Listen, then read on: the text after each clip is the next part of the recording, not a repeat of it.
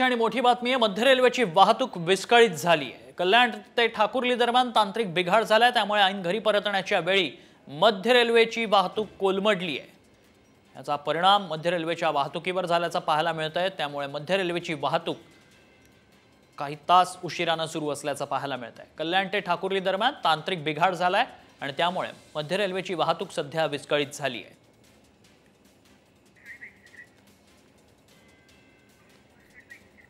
मध्य रेल्वेची वाहतूक विस्कळीत झाल्याचं पाहायला मिळालंय। कल्याण ते ठाकुर्ली दरम्यान काही तांत्रिक बिघाड झाल्याचं पाहायला मिळतंय, त्यामुळे घरी परतणाऱ्या नोकरदार वर्गाला मोठा मनस्तापाचा सामना करावा लागतोय।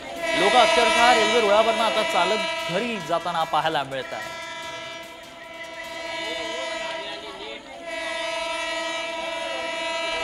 कल्याण जवळील पत्ती पुलाजवळ मागील 20 मिनिटांपासून लोकल ट्रेनला इलेक्ट्रिक सप्लाय मिळत नसल्यामुळे ट्रेन बंद आहे व सध्या कल्याणकडे जाणारी वाहतूक पूर्णपणे ठप्प आहे।